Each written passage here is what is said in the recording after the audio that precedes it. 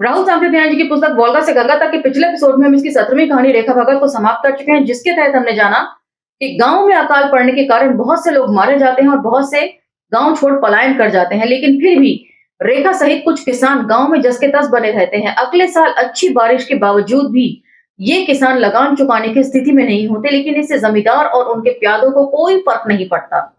वहीं रेखा भगत की पटवारी के साथ कुछ लौकियों को लेकर झड़प हो जाती है, जिसे पटवारी जमींदार के सामने बढ़ा चढ़ा कर सुनाता है, जिसे सुनकर जमींदार गुस्सा हो जाते हैं और वे कहते हैं कि पनिशमेंट के तौर पर रेखा भगत के घर से 5 सेर दूध नजराने के तौर पर अब आना चाहिए, जिसे देने में रेखा असमर्थता जाहिर करता है।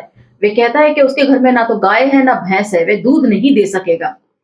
जमींदार तैश में आकर अपने प्यादों को यह हुक्म देता है कि यदि गाय भैंस नहीं है तो उसकी स्त्री का दूध ही दुह कर लाया जाए।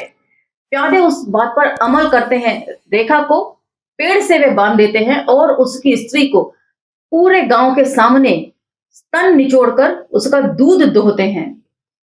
अपमान की आग में रेखा जलता है और अपनी पत्नी से कहता है कि उसके हाथ खोले और जो भी कुछ वे समेट कर ले जा सकती है बच्चे समेत यहाँ से चली जाए अपने मायके, क्योंकि अब वह घर में आग लगा देगा और पूरे गांव के अपमान का बदला लेगा, साथ ही पटवारी और मुंशी का समूल नाश कर देगा, और वह ऐसा कर दिखाता है।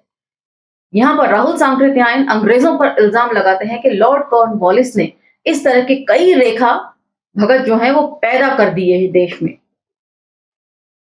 तो यहाँ पर ये कहानी समाप्त होती है और अब हम इसकी अगली कहानी की तरफ बढ़ेंगे, तो चलिए मेरे साथ। जय भीम, मैं शालिनी और आप देख रहे हैं अम्बेडकरनामा।